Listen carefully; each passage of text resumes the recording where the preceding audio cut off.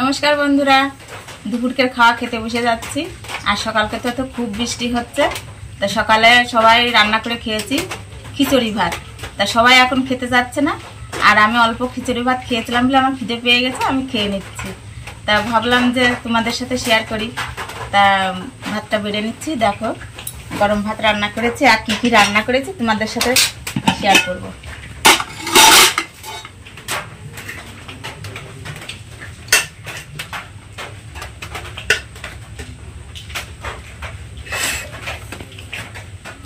আর সকালে তো এত বৃষ্টি হচ্ছে, মানে কিছু করতে পারছি না। দেখো কি কি রান্না করেছি। প্রথমে মাংস দেখাচ্ছি, পোলট্রির মাংস একটা বাটিতে তুলে নেব।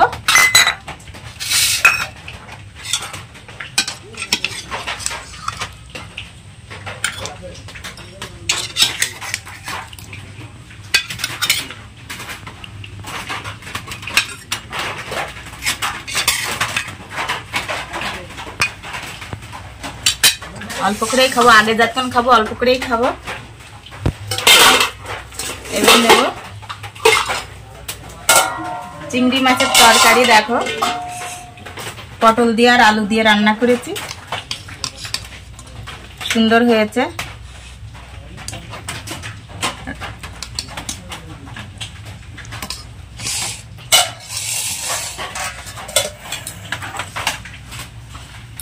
আর এখানে স্যালাড নেব, টমেটো কাটা আর শসা কাটা, আর একটু লবণ নেব।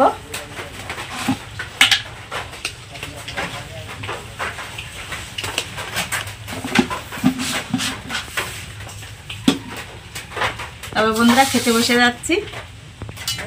দেখো আগে চিংড়ি মাছ দিয়েই খাবো।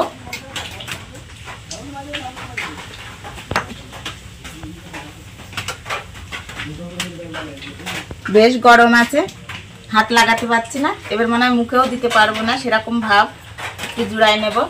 বন্ধুরা, উপার বাংলা আর ইপার বাংলা দিয়ে যা জঞ্জাল বেঁধেছে, এই মানে ইউটিউবে ছিল বলে আমরা জানতে পারছি, এই গ্রামের আমরা গৃহবধূরা আমরা জানতে পারছি। তবে খুব শিগগিরই যেন ভালো করে সমাধান হয়ে যায়, আর আসল দোষী যেন সাজা পায়, এটা আমরা বলবো সবসময়। কারণ আমরা মায়ের জাত তো, সবসময় মার দিকেই থাকি।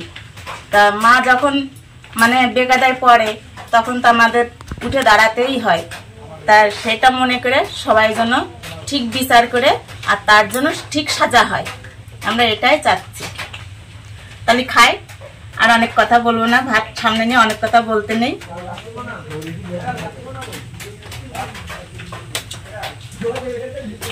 হেভি হয়েছে।